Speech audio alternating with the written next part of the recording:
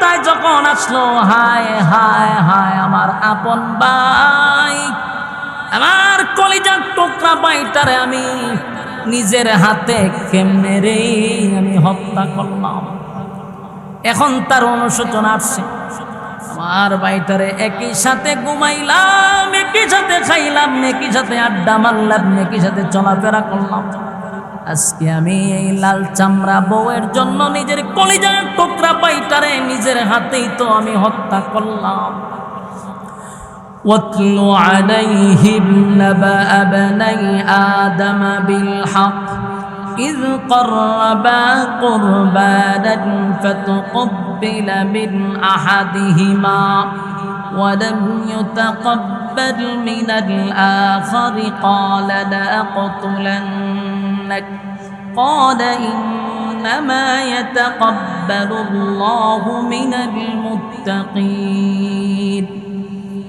আল্লাহ রাব্বুল আলামিন বলেন, আদম আলাইহিস সালাতু ওয়াস সালামের দুই ছেলে হাবিল আর কাবিল, আল্লাহ রাব্বুল আলামিন আমাদের পয়গম্বরের কাছে আয়াতগুলি নাজিল করে জানায়া দেয়, পয়গম্বর আপনি জানায়া দেন, বিশ্ববাসীকে জানায়া দেন হাবিল আর কাবিলের কথা। আদম আলাইহিস সালাতু ওয়াস সালামের দুইটা সন্তান ছিল, হাবিল আর কাবিল। তারা দুই ভাই আল্লাহর রাস্তায় কুরবানি দিছে, কিন্তু আল্লাহ রাব্বুল আলামিন একবার কুরবানি কবুল করছে রে, আর একবার কুরবানি কবুল করে নাই। একজনের কুরবানি কবুল করছে, আর একজনেরটা করে নাই। যারটা কবুল করে নাই সে হইল কাবিল। এখন প্রশ্ন হইল, কবুল হইল না কেন আর হাবিলেরটা হইল কেন? তার এক নাম্বার কারণ হলো, কুরবানি কবুল হয় এটা আমার পুরাটাই নিয়তের উপর ডিপেন্ড করে। কিসের উপরে? নিয়তের উপরে ডিপেন্ড করে। আল্লাহ রাব্বুল আলামিন আপনার গুরু কত বড় এটা দেখে না, রক্ত দেখে না, মাংস দেখে না, দেখে কি নিয়তটা। লা ইয়ানালাল্লাহা লুহুমুহা ওয়ালা দিমাউহা ওয়ালাকিন ইয়ানালুহুত তাকওয়া মিনকুম। তাকওয়া, আমরা তাকওয়াটা আল্লাহ ফলো করব। আমার উদ্দেশ্য কি? কেন কুরবানি দিতেছেন? এই বিষয়টাই আল্লাহর কাছে গ্রহণযোগ্য। কাবিলের উদ্দেশ্য কি বালা ছিল? কাবিলের উদ্দেশ্য ছিল বিয়া। কাবিল কুরবানি দিছে সুন্দর লাল চামড়া বউয়ের জন্য, আর হাবিল কুরবানি দিছে আল্লাহকে সন্তুষ্ট করার জন্য। হাবিলের নিয়ত সহি, আসমান থেকে আগুন আইসা জ্বালায়া দিছে রে, পুরায়া দিছে। আমার যুবক ভাইয়েরা, মুরব্বী বাবারা, এই কথাগুলি একটু দিলের কান লাগায় বোঝার চেষ্টা করেন। আল্লাহ আমাদের প্রতি কত দয়া আর মায়া করছে গো, আমাদের প্রতি আল্লাহর কত দয়া আর মায়া। আল্লাহ না করুক যদি সিস্টেমটা এখনো থাকতো, কথা হয় না, যদি এই সিস্টেম থাকতো, বাংলাদেশের অনেক মানুষ কুরবানিও দিত না। কেন দিত না? কারণ হের আকাম কুকাম ফকাশ হয়ে যেত। মা কথা কেন দি, আমি উজুরি দিতে ভয় পাইলাম। কারণ আমি যদি কুরবানি দেই আর যদি আগুনে না জ্বালায়, তো পরের দিন মুসল্লিরা বুঝুর কাটটিটা গুল করে যান গা। বলে কে রে? বলে না না না না, এরকম মজুর রাখার দরকার নেই, আপনার কুরবানিও কবুল হয় না, আপনি কিতালের ইমাম সাহেব বাগন বাগন, মানুষ বালা না। কতক্ষণ ঠিক নেই। নেতায় যদি দাঁড়াইতো, মানছে কইতে রে নেতা বালা না, এ ফুংডা টাইপের, এ যদি বালা হইতো কি কুরবানি কবুল হইতো না? দেখ সত্যি নেতায় কুরবানি দিছি না, আগুনে ফুটছে না, এই নেতার সাপোর্ট আমরা করি না। কতক্ষণ ঠিক নেই। কত ইমাম, কত বক্তা, কত নেতা, কত খেতায় কুরবানি ভয়ে দিত না, যে দিলে যদি আগুনে না ভরে ইজ্জত থাকবো নি। কথা কই না দি, তাই আল্লাহ আমরার প্রতি দয়া মায়া করছি নি, তখন কি আর কোনো সুদ করে কুরবানি দিল হইলে? কারণ হয়তো জানি না যে আমার সুদের টাকা ঠাড়া ভরে দেবো দিয়ে আমার উপরে, কেউ আর কুরবানি দিত না। কথা ঠিক, কিন্তু আল্লাহ আমরার প্রতি কত দয়া মায়া করছে। এখন কবুল হোক আর না হোক গুস্ত খাওয়া মিস নাই, ঠিক নেই? খাওয়ান মিস না, কবুল হইলছে না খাওয়ান। কুরবানির গুরু এক কান্দা চুলাইতেছে আর এক কান্দা গুস নিয়ে রান্ধ হয়ে গেছে, খাওয়া শুরু করেছে। আরে বাউ রে বাউ, এমন খাওয়া দে। গত রমজানে আমরা গুস্ত বানাইতেছি, একটা দিয়ে ফান খাইতে খাইতে আরে কিতা কখনো দিয়ে আপনারা চুলায় আমি কিতা করছো খাই দিছি। আমি এটি কেমনে খাইছ? প্রথম ট্যাংটা চুলাইয়া পুরা গুরু চুলাইবার আগে রান্না শুরু করে দিছে। তোর উদ্দেশ্য তো আসলে খাওয়া নাছিল। এই লোকটা যদি আগের সিস্টেম থাকতো ফান খাইয়া বেট খাইতে পারতো, কথা হয় না দি বেটকানের দিন শেষ হয়ে যেত। আল্লাহ আমরার প্রতি কি দয়া মায়া করছে, উমা আপনার কথা বল না। এটা আল্লাহ আমাদের প্রতি উম্মতি মুহাম্মদের জন্য এক বিশেষ মায়া। কারণ আমরা আখাম কুখাম জাউই করি, আল্লাহ প্রকাশ করে না, গোপন রাখে। আমরা হারাম টেকাদা কুরবানি দিছি না হালাল টেকাদা দিছি, এটা আল্লাহ প্রকাশ করে না। উম্মতের গুনাহ মানুষের সামনে আল্লাহ জাহির করে না, এটা আমাদের প্রতি আল্লাহর একটা দয়া এবং মায়া। তো সম্মানিত শুধু তখন সিস্টেমটা ছিল এরকম। এই কথাগুলি আল্লাহ তুল্লা করছে, নাহলে আদম নবীর সময় ঘটনা করছে। আমরা কি জানতাম? কথা কন্যা দি আমরা জানতাম, কিন্তু আল্লাহ এই কথাগুলি কোরআনের মাধ্যমে বিশ্ববাসীকে জানাইয়া দিছে। ওয়াতলু আলাইহিম নাবা আবনাই আদম বিল হক إذ قربا قربانا فتقبل من أحدهما ولم يتقبل من الآخر قال لأقتلنك قال إنما يتقبل الله من المتقين الله رب العالمين বলেন আদম আলাইহিস সালাতু ওয়াস সালামের দুইটা ছেলে আল্লাহর রাস্তায় যখন কুরবানি করছে, আল্লাহ বলেন বন্ধু আপনি জানায়া দেন তাদের কুরবানি একজনের কবুল করছি আর একজনের কবুল করিনি। যার কুরবানি কবুল হয় নাই সে হলো কাবিল। কাবিলের এমনি মেজাজটা গরম, এখন সে রাগান্বিত হয়ে গেছে। রাগান্বিত হইয়া বায়ের প্রতি খুব কেঁপছে, রে কুরবানি তো তোর কবুল হয়েছে, বিয়া তো তোর লগে দিব, বিবাহ তো এখন আমার সঙ্গে হবে না, এখন আমি কি করি? রাস্তা ক্লিয়ার করতে তোরে মাইরালাম, কিতা করব? মেরে লিব। ওই দেখেন লাল চামড়ার লেগিয়া মেরে লিতে চায়, আপন ভাই মেরে লিতে চায়। পৃথিবীর শুরুর থেকে এটা শুরু হয়েছে, হিংসায় কাজ করে বিকজ। কাবিল বলে আমি যেহেতু সুন্দর বউ পাবই না তোর জন্য, তুই হইলে আমার মাঝখানে একটা বাধা, তাই তোরে যদি আমি হত্যা করি রাস্তাটা ক্লিয়ার, তাহলে আমার সুন্দর রূপসী বোনটাকে বিয়ে করতে পারবো। কিন্তু কাবিল এই কথা বলার পরে হাবিল তার বাইরে বলতেছে, ভাই আমার কি অপরাধ? আমি তো কোনো অপরাধ করছি? قال إنما يتقبل الله من المتقين হাবিল বলেন আল্লাহ রাব্বুল আলামিন মুত্তাকিনদের কুরবানি কবুল করে। আল্লাহ মুত্তাকিনদের কুরবানি কবুল করে গো।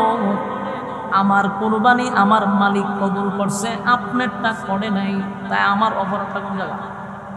আপনি যে মানে মারবেন, কেন মারবেন? আমার অপরাধ কি? কোনো অপরাধ নাই, মাইরালাম, রাস্তা ক্লিয়ার করতে মাইরা লাইলে বেদার শেষ। কথা হয় না? এই মারামারি হন আসেনি ওমার নাই বলে কুবা শামসুর মতো কুবায়, ঠিক নি?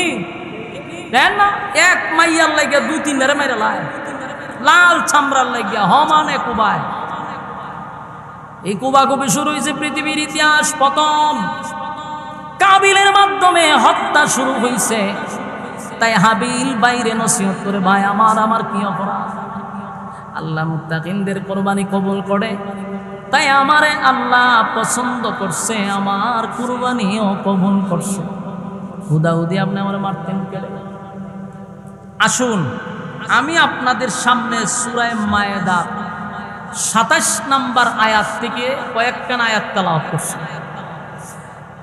এই আয়াতগুলিকে সামনে রেখে যতটুক পারা যায় কোরআনের ভিতর থেকে কথা বলার চেষ্টা করব ইনশাআল্লাহ, এবং আমরা কথাগুলি ধৈর্যের সাথে শ্রবণ করব ইনশাআল্লাহ। আমাদের কাছ থেকে বড় একটা উৎসব চলে গেছে, কোরবানির ঈদ, ঠিক না? আমরা এই কোরবানির ঈদ আসলে পরে কোরবানি দেই, গোশত খাই, আনন্দ ফুর্তি করি, ঈদগার মাঠে যাই, ঠিক না? কোরবানি কেন বারবার আসে? আনন্দ ফুর্তির জন্য আসে না। কোরবানি আসে ত্যাগ করার জন্য, বিসর্জন দেওয়ার জন্য। এটাই আমাদেরকে বারবার শিক্ষা দিয়ে যায়। শুধু গোশত খাইলাম আর কোরবানি, আমরা যতটুক জানি গ্রামগঞ্জের মানুষ ওয়াজ নসিহত শোনার পরে এতটুকুই বুঝছি যে কুরবানি শুরু হয়েছে ইব্রাহিম আলাইহিস সালাতু ওয়াস সালাম ইসমাইল আলাইহিস সালাতু ওয়াস সালামকে কেন্দ্র করে। কি দেখো, সবাই ঠিক করছে। তার মানে আপনার এটাই ধারণা, এটাই বাস্তব যে ইব্রাহিম আলাইহিস সালাতু ওয়াস সালাম থেকে কুরবানি শুরু হয়েছে, কিন্তু ইতিহাস তো এটা বলে না, কোরআন তো এটা বলে না। কোরআন বলে ইব্রাহিম আলাইহিস সালাতু ওয়াস সালামের যুগ থেকে খাওয়ান শুরু হয়েছে। কিতা শুরু হয়েছে? খাওয়ান শুরু হয়েছে। আগের কুরবানিতে খাওয়ান ছিল না, ইব্রাহিম আলাইহিস সালাতু ওয়াস সালামের যুগ থেকে শুরু হইল খাওয়ান। তাহলে আমাদের জাতির পিতা ইব্রাহিম আলাইহিস সালাতু ওয়াস সালামের যুগ থেকে আল্লাহ আমাদের উপরে ইহসান করছেন, আমাদের প্রতি দয়া করছেন, মায়া করছেন। কতটুক দয়া মায়া করছে তা কল্পনা করা যায় না। আল্লাহ আমাদের প্রতি যে কত দয়া করছে। ইব্রাহিম নবীর আগ পর্যন্ত সমস্ত নবীরা কুরবানি দিছে, এমনকি আদম নবীর থেকে কুরবানি শুরু হয়েছে। কিন্তু তখনকার কুরবানি এখনকার কুরবানির মধ্যে উল্লেখযোগ্য বেশ কম ছিল। বেশ কমটা কি? তখনকার কুরবানি দেওয়ান যাইত কিন্তু খাওয়ানো যাইত না, আর এখনকার কুরবানি দেওয়ানো যায়, খাওয়ানো যায়। কবুল হইলে হোক, না হইলে নাই, কিন্তু খাওয়ান মিস নাই, ঠিক না বেটি? সুদের টাকা দিয়ে কুরবানি দেয় আর ঘুষের টাকা দিয়ে দেয়, হ্যাঁ, সাদাবাজির টাকা দিয়ে দিয়ে আর লম্পটবাজি করার টাকা দিয়েই দিয়ে, কিন্তু খাওয়ান তো যাইব। কথা বন্য দিক খাওয়ান যা, জনমের খাওয়ান খা। কিন্তু এর আগ পর্যন্ত খাওয়ান ছিল না, দেওয়ান ছিল। তাহলে আমাদের এই বিষয়গুলো একটু জানা দরকার না? আপনারা যখন হুজুর জানা দরকার, তাহলে আমি ওয়াজ করুন। হ্যাঁ, মনোযোগ দিয়া শুনলে আপনারাও বুঝতে পারবেন। কুরবানি মূলত শুরু হয়েছে আদম নবীর থেকে। কিভাবে শুরু হইল আসুন আমরা এই ব্যাপারে আলোচনা করি। আদম আলাইহিস সালাতু ওয়াস সালাম ছিলেন পৃথিবীর সর্বপ্রথম মানুষ, ওনার আগে আর মানুষ নাই, উনিই প্রথম মানুষ। তো উনার যে সন্তান আদি জন্ম নিত একজন কইরা না, দুইজন কইরা হইত। প্রতি বছর জোড়ায় জোড়ায় দুনিয়ায় আসতো। যে জোড়ায় দিয়ে আসতো, একটা ছেলে একটা মেয়ে আসতো। কথা বুঝতেছি? মনোযোগ দিন। একটা ছেলে একটা মেয়ে, এইভাবে দুনিয়াতে জোড়ায় জোড়ায় জমজ আসতো, একটা ছেলে একটা মেয়ে। তো ওই সময় তো প্রথম মানুষ, তাই ওই সময়ের একটা মাসআলা ছিল, আর এখনকার মাসআলায় ব্যবধান আছে। এখন আপন বোনকে বিবাহ করা কি জায়েজ না হারাম? হারাম। তখনকার যুগে আপন বোনকে বিবাহ করা জায়েজ ছিল, আপন বোনকে বিবাহ করা জায়েজ ছিল, আর এখন হারাম। তাহলে শরীয়ত কি দুটোটা এক না ভিন্ন? আদম নবীর শরীয়ত একরকম, আমাদের নবীর শরীয়ত আরেক রকম। আদম নবীর ছেলে মেয়ে একসাথে দুইটা হইতো।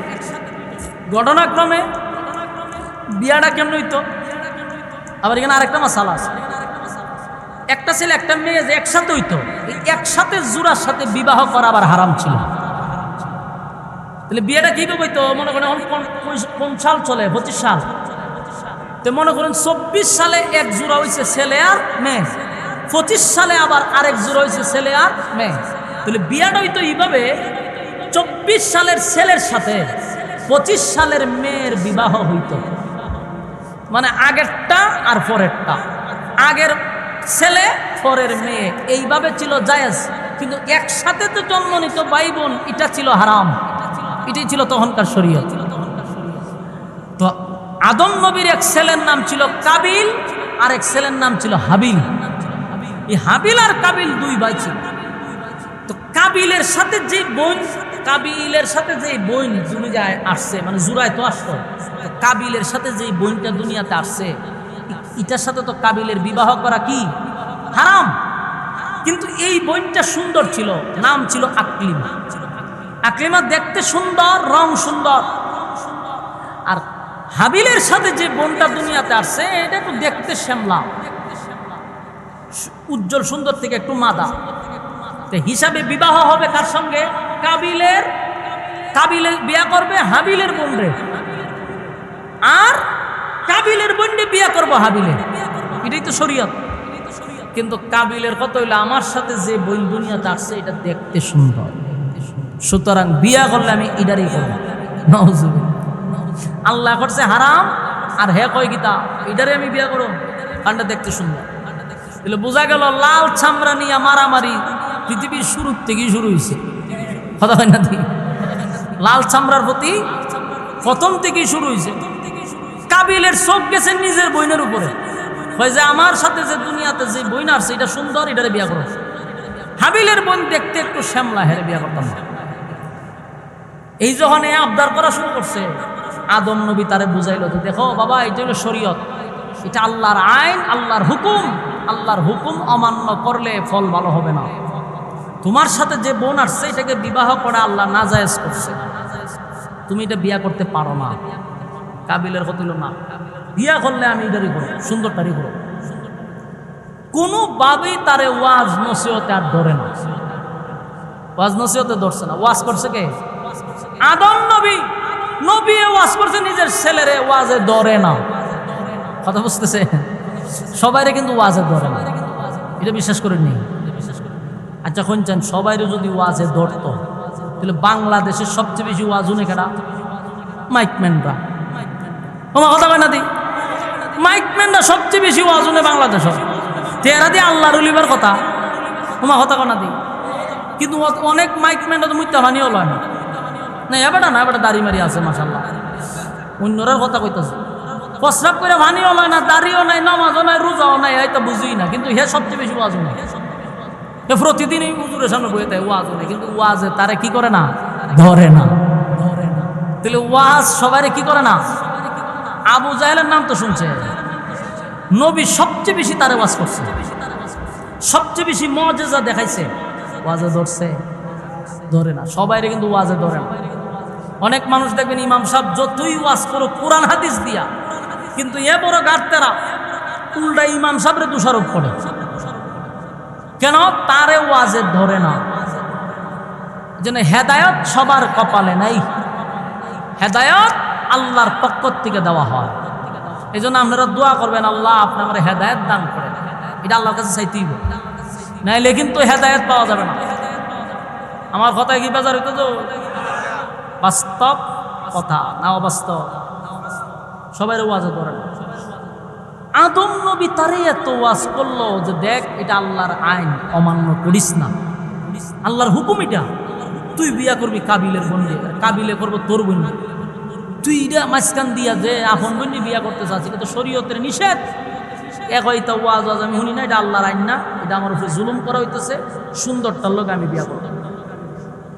তার ভিতরে ঢুকলো হিংসা, যে আমার বোনডে হে বিয়া করতে পারে, আমি করবো। নাউজুবিল্লাহ। ওয়াজ নসিহতে তারা যখন ধরে না, এখন আদম আলাইহিস সালাম দেখলো যে সর্বনাশ, এত চূড়ান্ত সিদ্ধান্ত নিছে। তখন বলে শোন, দুনো ছেলেরে এক জায়গায় বসাইয়া আদম নবী ওয়াজ করল যে তোমরা দুই ভাই আল্লাহর রাস্তায় কুরবানি দাও। বুঝতেছেন নি? কুরবানি শুরু হয়েছে। আর আমরা মনে করি খালি আদম নবীর থেকে, এই ইব্রাহিম নবীর থেকে না, আদম থেকে কুরবানি শুরু। আদম নবী বলল তোমরা দুই ভাই আল্লাহর রাস্তায় কুরবানি দাও, যার কুরবানি কবুল হবে সেই আকলিমাকে বিবাহ করবে। আচ্ছা বলুন তো দেখি, সিস্টেমটা সুন্দর না? যেহেতু ঝগড়া জাটির দরকার নাই, আল্লাহ যদি তোমার কুরবানি কবুল করে তুমি বিয়ে করবা। কুরবানি যদি হাবিলের কবুল হয়, হাবিল বিবাহ করবো। দেখো তুমি এটা রাজি নি? রাজি হয়েছে, ঠিক আছে রাজি। ও কথা কই নাও, সম্মানিত সুধী, কথা কইলে মনোযোগটা জাগা, মনোযোগটা শুনে। এখন দেখেন কবুল হইব কি হইব না এটাকে আমরা জানি না, কথা কই না দিই। আদম নবী কি কইছে, যারটা কবুল হয় সে বিবাহ করবে, যারটা কবুল হয় না সে করতে পারবে না। তো কবুল যে হইব এটা কেন বুঝবো? তখন বুঝার সিস্টেম ছিল। বলুন তখন কি ছিল? বুঝার সিস্টেম ছিল। এখন বুঝার সিস্টেম নাই, এই জন্য সুদ করে সবচেয়ে বড় গরুটা কোরবানি দেয়। কারণ এও জানে কবুল হয়েছে না হয়েছে, এটা তার এলাকার মধ্যে জানতো না, এটা আল্লাহ ভালোই জানে। কিন্তু কুরবানি যে আমি বড়টা দিছি এটা সবাই জানবে। আর তখনকার সিস্টেম ছিল কবুল হয় কি হয় না এটা দিনের আলোর মতো পরিষ্কার হয়ে যেত। সিস্টেমটা ছিল যে কোনো একটা বস্তু আপনি যদি গরু অথবা ছাগল, ভেড়া, বকরি এগুলো একটা পাহাড়ের উচ্চ টিলায় রেখে আসবেন। আবার আপনি করেন কৃষিকাজ, আপনার বেগুন, এরপরে আপনার কিতা কয় লাউ, কুমড়া এগুলো আপনি ফলান। এরকম সবজিও যদি এক জায়গায় নিয়ে রেখে আসেন, বিকালবেলা আসমান থেকে একটা আগুন আসতো, আইসা যার বস্তু জ্বালায়া দিত হেডটা কবুল হইত। যারটা আগুন দিয়া জ্বালাইতো না, ফুরাইতো না, অক্ষত থাকতো, তারটা কবুল হইতো না। তাহলে তো বলুন এখন আর বুঝার কোনো সমস্যা আছে?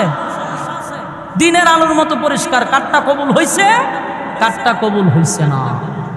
তো হাবিল আর কাবিল, কাবিলে করতো কি কৃষি কাজ করতো, আর হাবিলে বেড়া বকরি চড়াইতো। তাই বকরির ফাল থেকে সবচেয়ে ভালো যেটা, সুন্দর যেটা, এটা নিয়ে পাহাড়ের বাইন্দা রেখেছে।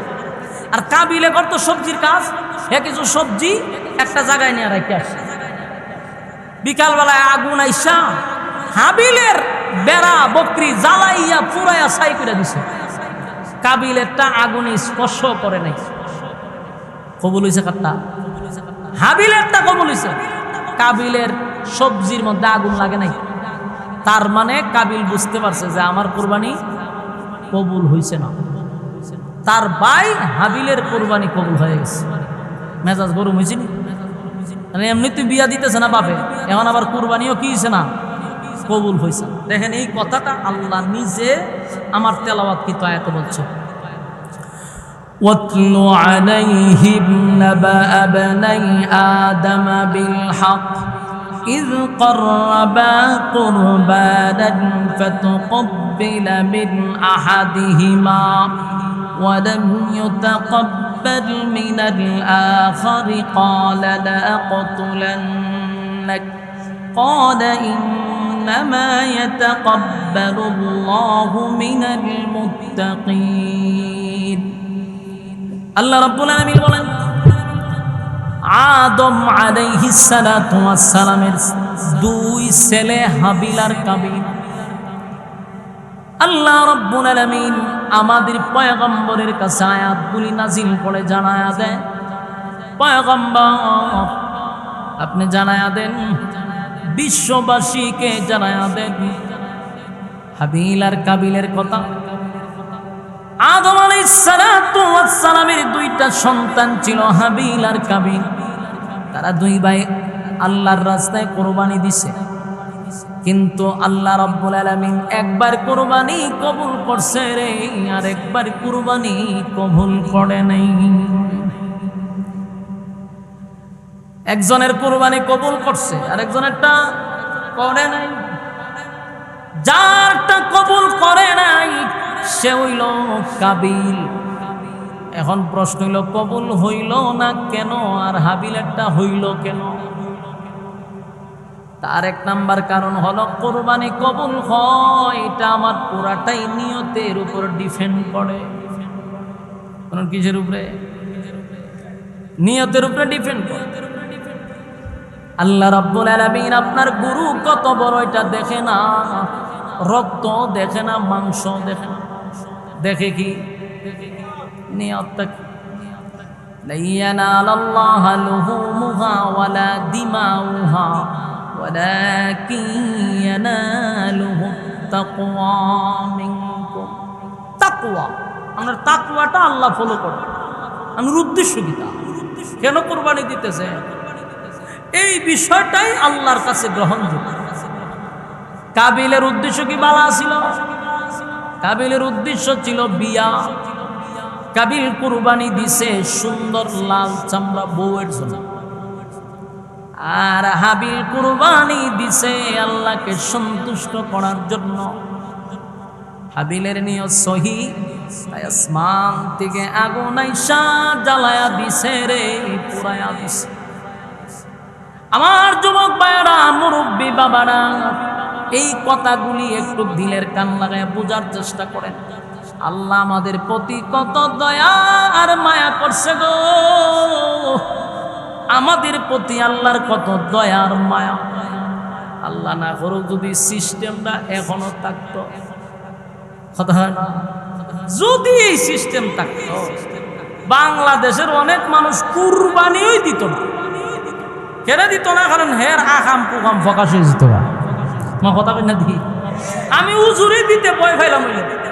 তাহলে আমি যদি কুরবানি দেই আর যদি আগুন না জ্বালায়, তো পরের দিন মুসল্লিরা বুঝুর কাটটিটা গুল করে যান গা। বলে কে রে? বলে না না না না, এরকম মজুর রাখার দরকার নেই।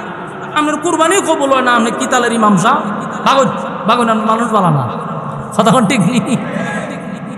নেতায় যদি দাঁড়াইতো, মানছে কইতে রে নেতা বালা না, এ ফুংডা টাইপের, এ যদি বালা হইতো দেখি কুরবানি কবুল হইতো না। দেখ সত্যি নেতায় কুরবানি দিছি না, আগুনে ফুটছে না, এই নেতার সাপোর্ট আমরা করি না, কথা ঠিক নেই। কত ইমাম, কত বক্তা, কত নেতা, কত খেতায় কুরবানি ভয়ে দিত না, যে দিলে যদি আগুনে না ফুরে ইজ্জত থাকবো নি, কথা কই না দি। তাই আল্লাহ আমরার প্রতি দয়া মায়া করছিনি, তখন কি আর কোনো সুদ করে কুরবানি দিল হইলে? কারণ হয়তো জানি যে আমার সুদের টাকা ঠাড়া ভরে যাবো দিয়ে আমার উপরে, কেউ আর কুরবানি দিত না, কথা ঠিক। কিন্তু আল্লাহ আমরার প্রতি কত দয়া মায়া করছে।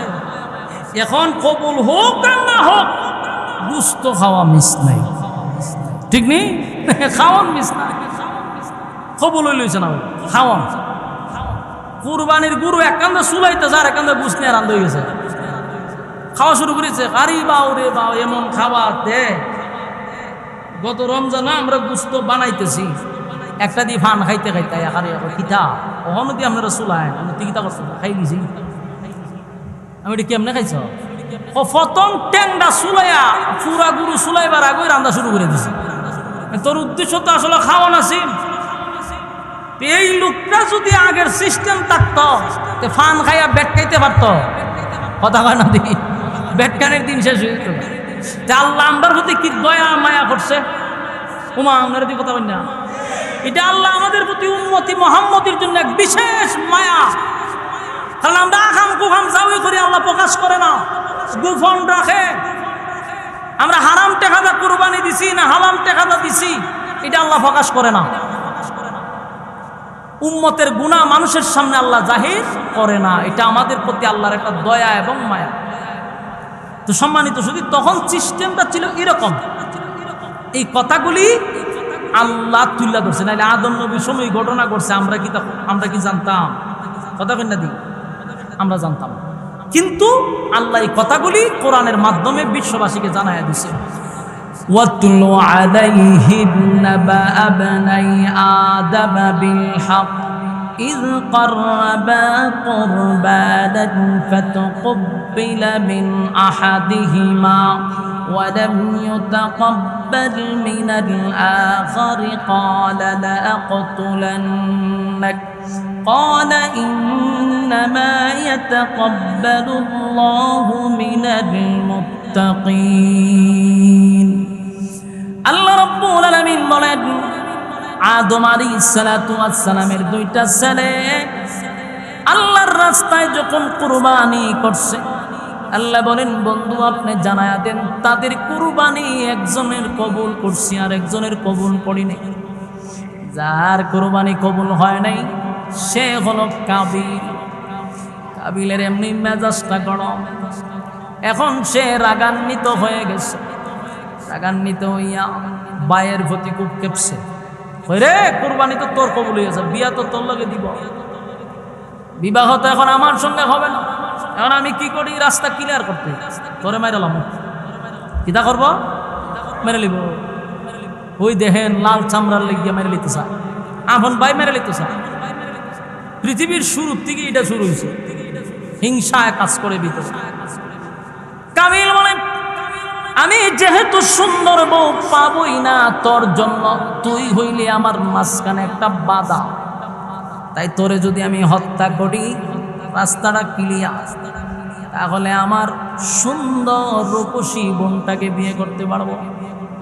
কিন্তু কাবিল এই কথা বলার পরে হাবিল তার বাইরে বলতেছে, ভাই আমার কি অপরাধ? আমি তো কোনো অপরাধ করছি না। قال إنما يتقبل الله من المتقين। হাবিল বলেন, আল্লাহ রাব্বুল আলামিন মুত্তাকিনদের কুরবানি কবুল করে। আল্লাহ মুত্তাকিনদের কুরবানি কবুল করে গো। আমার কুরবানি আমার মালিক কবুল করছে, আপনারটা করে নাই, তাই আমার অপরাধটা কোন জায়গা?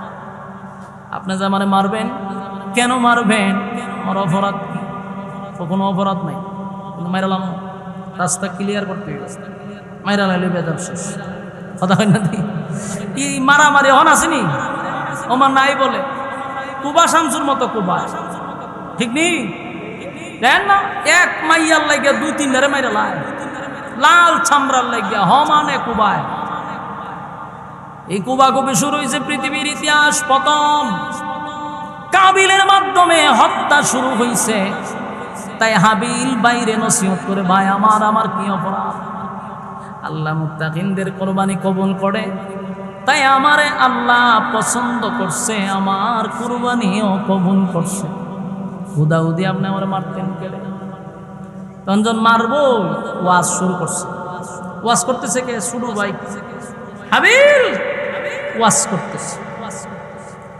لئن بسطت إلي يدك لتقتلني ما أنا بباسط يدي إليك لأقتلك إني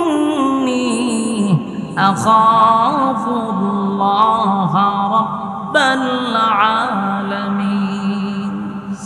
أجمع হাবিব কাবিলকে উদ্দেশ্য করে বলে, ভাই আমার, আপনি যদি আমারে মারেন, আপনি যদি আমারে হত্যা করার জন্য আপনার হাত অগ্রসর করেন, আমারে মারার জন্য আপনি হাত উঠান, আমি আপনাকে ওয়াদা দিলাম আমি আপনার উপরে হাত তুলব না। সুবহানাল্লাহ। হাবিল কত ভালো, আপনি যদি আমারে মারেন হাত তুলেন, আমি ওয়াদা দিলাম আমি আপনার উপরে হাত তুলব না। এই কথাটা আল্লাহ রাব্বুল আলামিন কোরআনে জানায়া দিয়েছেন, লাইন বাসাতা ইলাইয়া ইয়াদাকা লিতাকতুলানি মা আনা বিবাসিতি ইয়াদিয়া ইলাইকা লিআকতুলাক ইন্নী আখাফুল্লাহ রাব্বাল আলামিন। আমি আপনার উপরে হাত তুলব না। আপনি যদি আমারে মারার জন্য আসেন, ওয়াদা দিলাম আমি আপনার উপরে হাত তুলব না। কেন তুলব না? ইন্নী আখাফুল্লাহ রাব্বাল আলামিন। আমি হাত তুলব না এই জন্য আমি আমার মালিকরে বড় ভয় পাই, আমি আমার আল্লাহরে ভয় করি। আল্লাহর ভয়ে আমি আপনার উপরে হাত তুলব না। যুবক বাপ, হাবিলের শক্তি বেশি ছিল গো, হাবিলের শক্তিটা বেশি ছিল। যদি চাইতো সেও কিন্তু দিতে পারত, সেও হাত তুলতে পারত, কিন্তু সে বলে ইন্নী আখাফুল্লাহ রাব্বাল আলামিন, আমি আমার মালিকের উপর ভয় করি, আমার আল্লাহর উপরে আমি ভয় করি, আমার মালিকরে ভয় পাই। তাই আমি এমন অপকর্মে যুক্ত হব না। কিয়ামতের কঠিন ময়দানে আপনি আপনার গুনার বোঝা মাথায় লইয়া দাঁড়াইবেন, আমি আপনার সঙ্গে দাঁড়াইব না। আমার যুবক বাপ, কাবিলের ভিতরে মালিকের কোনো ভয় ছিল না, কিন্তু হাবিলের ভিতরে ভয় ছিল। হাবিলের ভিতরে ভয় ছিল। আল্লাহর ভয় যাদের ভিতরে আছে তারা কোনোদিন মানুষের উপর জুলুম করতে পারে না, মানুষের জায়গা দখল করতে পারে না, মানুষের কাছে চাঁদা চাইতে পারে না। চাঁদাবাজি, টেন্ডারবাজি, মারামারি, হানাহানি, হিংসা, বিদ্বেষ সেই করতে পারে যার ভিতরে মালিকের ভয় নাই। কথা হয় না? আজকের বাংলাদেশে দেখবেন যত মারামারি, হানাহানি, চাঁদাবাজি, টেন্ডারবাজি সব হইতেছে, তাদের ভিতরে আল্লাহর ভয় আছে? আল্লাহর ভয় নাই। তো যাদের ভিতরে আল্লাহর ভয় নাই তাদেরকেই আপনারা আবার নির্বাচিত করবেন সবার সামনে। একজন ভালো মানুষ যদি প্রতিনিধি হিসাবে দাঁড়ায়, তারা তো ভোট দিবেন না। দিবেন হইল যত লম্পট আর বদমাশ আর সুরবাট পাতবে। এই জন্য যে যেমন তার জন্য নেতা ওই রকম। আমরা এই যুগের জাতির জন্য যেই তালের জনগণ ও আরাদির ইমামের পিছনে নামাজ পড়ে, ইমামের ওয়াজ শুনে, হক হালালের বয়ান শুনে, কিন্তু ইমাম যদি ইমাম বুড়া বুড়ির দ্বারায় আসসালামু আলাইকুম হুজুর, এই কাম আপনারা না। আপনি থাকবেন মসজিদ, আপনি থাকবেন মাদ্রাসা, আপনি থাকবেন জিকিরও, নির্বাচন করতেন বালা মানুষ করেনি। বালা মানুষ করে না, তুই জানাস বালা মানুষটা দাঁড় করা, চুরি বাটপারি বদমাশি বন্ধ হয়ে যাবে। কিন্তু দিবে না কেন? কারণ নিজে চুরির সাথে জড়িত, বাটপারির সাথে জড়িত। হেও জানে যদি আলেম দাঁড়ায় চুরি বাটপারি করুন কেমনে। এই জন্য আমরা রে মাঝে মধ্যে হয় হুজুর ইতা আপনারে মানায় না, আমারও হয় যে তা আপনারে মানায় না। কেন মানায় না? ইতা কি বালা মানছে করে না, তার মানে আমি যে বালা মানুষ এ সাপোর্ট করছে। সাপোর্ট করার পরে হয় এখানে আপনি বইয়েন না। তোরা যেইভাবে কইতে কইতে হেরারি শেয়ার দিয়ে রাখলি, নাফাক জিনিস তো আরো নাফাক বানাইতেছে। ভালো মানুষকে কেন বসাচ্ছ না? চুরি ডাকাতি বদমাশি বন্ধ হয়ে যাবে, ভালো মানুষের হাতে পড়বে। দেশের টাকা বিদেশে পাচার হবে না। আপনাদের মন মানসিকতা চেঞ্জ করেন। আগামীর বাংলাদেশ ইসলামের বাংলাদেশ হবে ইনশাআল্লাহ। আগামীর বাংলাদেশ আলেম ওলামার বাংলাদেশ হবে ইনশাআল্লাহ। কিন্তু স্লোগান দিবেন হুজুর আসি, কিন্তু বুড়ের সময় হুজুর মাফ করে দিয়েন, দিত না। আমাদের অনেক পীরের মুরিদ আছে হাজার হাজার, কিন্তু বুড় দিয়ে গিয়ে আরেক জায়গা। কিন্তু হুজুর আমার বাড়ি বুড়ুটা ফতম লইয়া মন টেনশন করেন, গুরু লাগবো দিম, গরম ভাত লাগবো দিম, বুড় দিতাম না। বুড় দিলে হুজুর ভালো চুরি করুন কেমনি? সিমেন্ট ইট রড করতে চুরি করুন। কারণ আমার নেতা যেরকম আমি রকম। আমনে ভালো মানুষ, আমনের থেকে আনতে পারতাম না, বুড়ো দিতাম না। বিষয়টা এরকম হয়েছে। আমরা যদি কই নির্বাচনের দ্বারা মতো অনেক মানুষের মাথা ঠাড়া পড়ে হয় হুজুর সব বনাস আপনার আল্লাহ যে সম্মান দিছি কেন তা কই লুরিন না, ইতানো যাই না হুজুর, যাই না। যুবক ভাইরা, কারণ এই সমস্ত অপকর্ম করে কারা? যাদের ভিতর আল্লাহ এবং রাসূলের ভয় নাই। কথা কোন ঠিক? এই জন্য তাকওয়াবান আল্লাহওয়ালা মানুষকে নেতা বানান।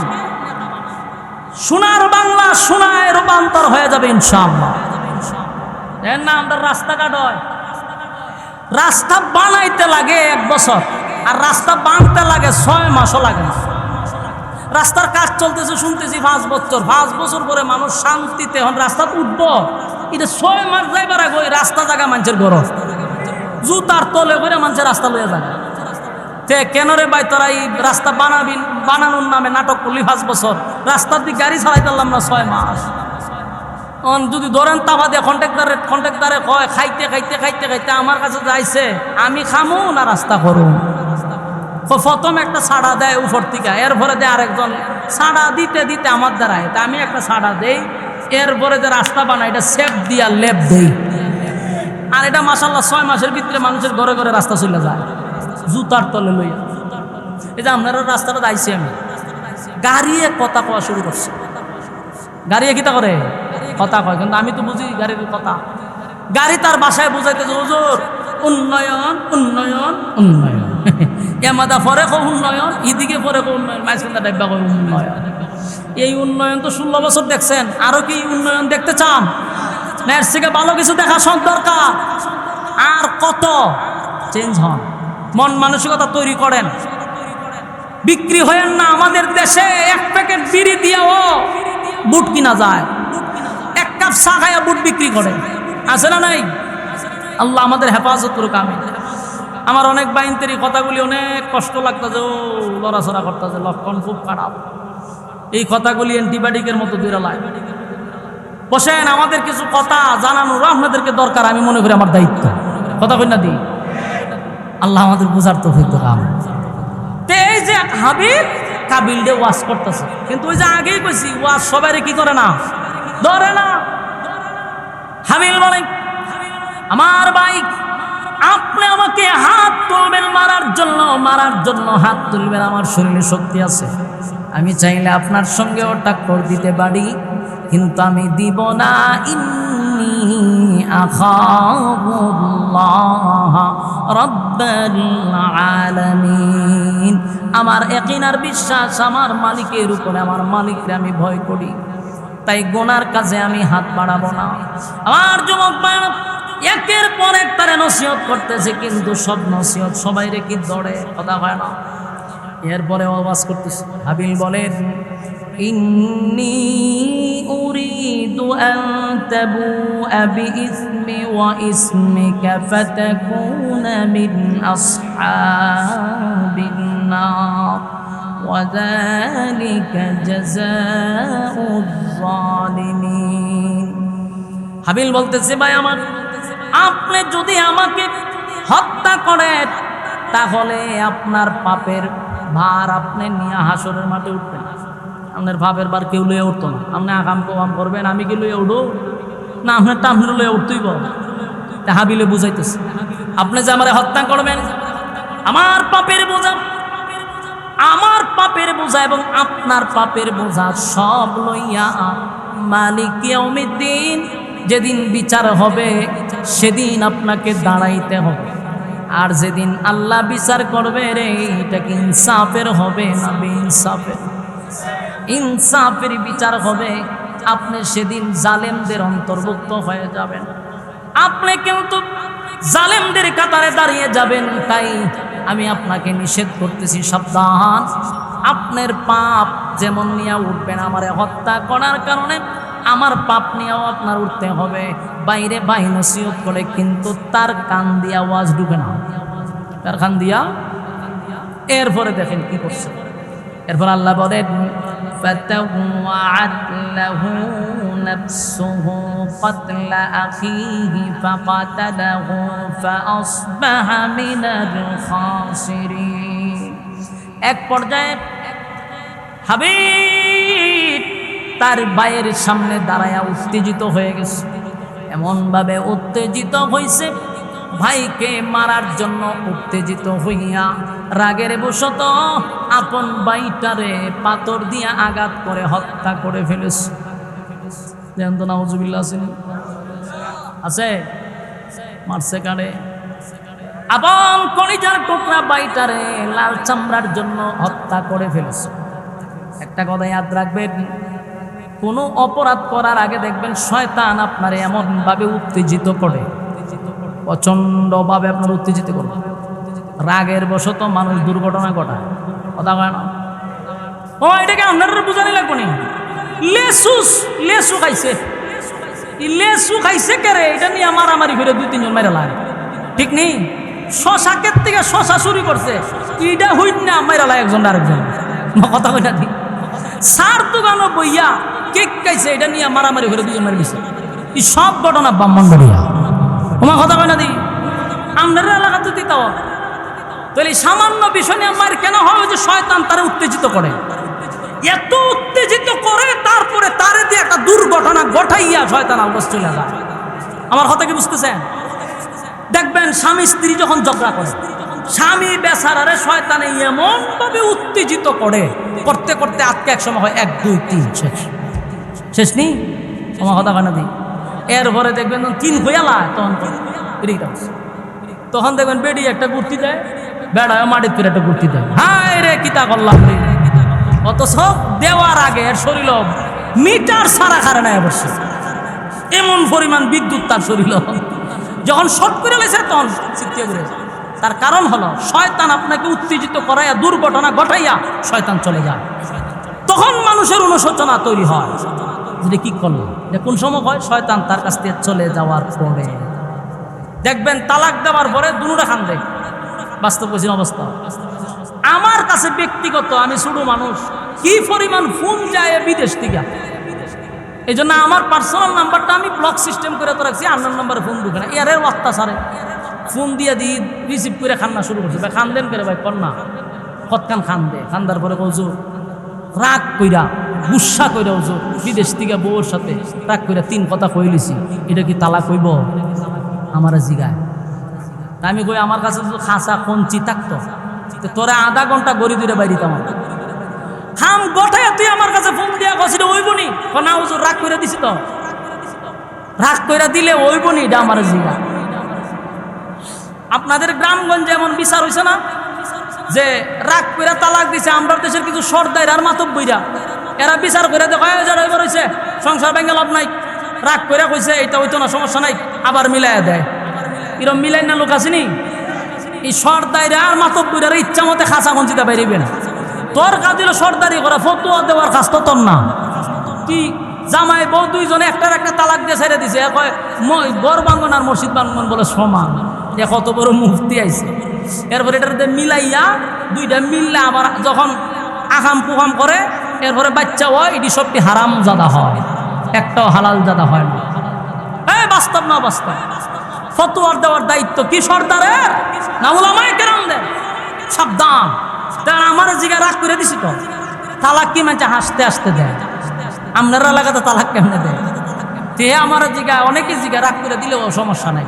তা আমি জানতাম যে তালাক দেওয়ার সময় কি মানুষের ডুল বাজনা বাজায় নাচতে নাচতে নৃত্য পরিবেশন করে 1 তালাক 2 তালাক 3 তালাক এইভাবে দেয় না? রাগ করে দেয়।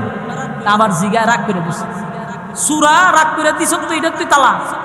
শুনেন, তালাক আমি মুফতি না বলতেছি, তালাক হাসতে হাসতেও দিল তালাক হবে, রাগ করে দিল তালাক হবে, নাচতে নাচতে দিল তালাক হবে। কথা হয় না? হাতে একটা পিস্তল, আমি যদি হাসতে হাসতে গুলি করে দেওয়া হয় না, মরবেন নি? কথা হয় না? আবার রাগ করে যদি গুলি করি, দুনো গুলি আপনি মারা যাবে। তালাকটা এরকম। আমরা জায়গায় রাগ করে দিছি। শয়তান মানুষকে এমন ভাবে উত্তেজিত করে, দুর্ঘটনা ঘটাইয়া শয়তান জাগা, তখন হ্যাঁ হয় যে আমি কি করলাম। বাস্তব না বাস্তব? ঠিক তেমনি ভাবে কাবিলের মাথায় যখন আসলো হায় হায় হায় আমার আপন ভাই, আমার কলিজার টুকরা ভাইটারে আমি নিজের হাতে কেমনে রে আমি হত্যা করলাম। এখন তার অনুশোচনা আসছে, আমার ভাইটারে একই সাথে ঘুমাইলাম, একই সাথে খাইলাম, একই সাথে আড্ডা মারলাম, একই সাথে চলাফেরা করলাম, আজকে আমি এই লাল চামড়া বউয়ের জন্য নিজের কলিজার টুকরা ভাইটারে নিজের হাতেই তো আমি হত্যা করলাম।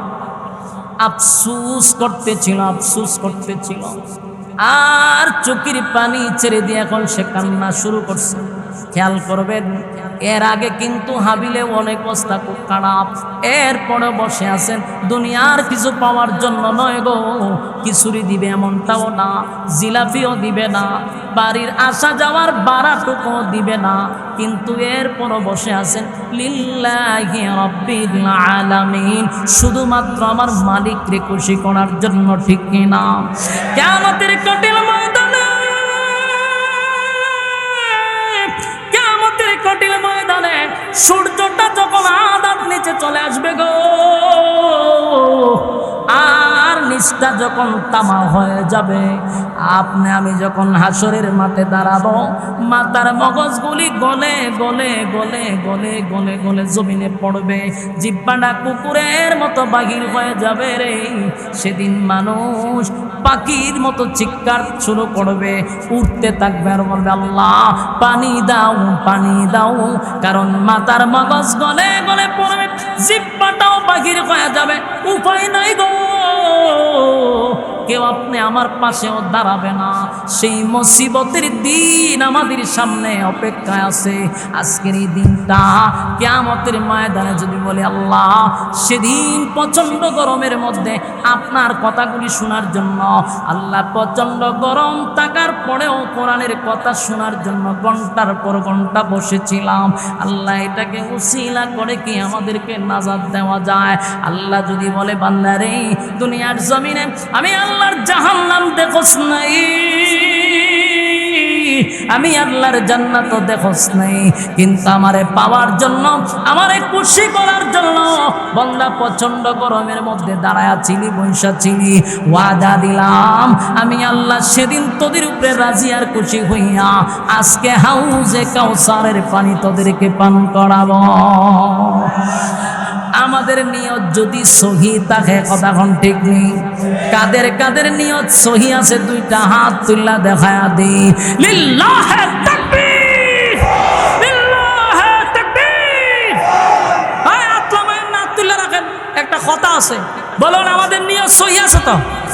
আমি এই মজলিসের মধ্যে আজকে ইমানের একটা পরীক্ষা হবে, শুধু একটা উত্তর দিবেন। কোরআনের ভাড়া কয়টা? 30 পারা কোরআন। 30 জন মানুষ এখান থেকে নির্বাচিত করতে চাই। কিয়ামতের মাঠে 30 জনকে আল্লাহ হাফেজদের সাথে যেন দাঁড় করায়া দেয়, আলেমদের সাথে যেন দাঁড় করায়া দেয়। 30 জন মানুষ মাত্র, এতগুলা মানুষের মধ্যে আবার আমার সঙ্গে হাত মিলাইবেন। 1000 করে কে দিবেন? হাত লামান। 1000 করে। প্রথম নাম্বারটা বলেন। 1000। মাশাআল্লাহ। ভাইয়ের নাম কি? ভাইয়ের নাম 1000। একজন পাইছি। কলম কাগজ, কলম কাগজ লইয়া মাডেলামেন। নগদ, নগদ যদি তাই মুসাফা করুম আপনার সাথে, আসেন উঠটা। নগদ 1000 কইরা কার কাছে আছে? নগদ হাত মিলাবো আপনার সঙ্গে। এতগুলা মানুষ আমরা টাকা দিও ভাইতেন না, দোয়া করব। মুসাফির আমি আলেমদেরকে নিয়ে দোয়া করবো, আল্লাহ ব্যবসা বাণিজ্য কামাই রোজগারে বরকত দিত, বাচ্চা কাচ্চাগুলা দিনদার বানায় দিত। ভাইয়ের নাম কি? তা ভাইয়ের নাম কি? মোহাম্মদ ফারুক ভাই। হাত মিলান। মাশাআল্লাহ। আমার মোহাম্মদ ফারুক ভাই নগদ 1000 টাকা। ফারুক ভাইয়ের ব্যবসা বাণিজ্যের মধ্যে আল্লাহ আপনি বরকত দেন, খামাই রোজগারে বরকত দেন, রাস্তাঘাটের অ্যাক্সিডেন্ট থেকে বাঁচায় দেন, দুনিয়া আখিরাতের ইজ্জত আর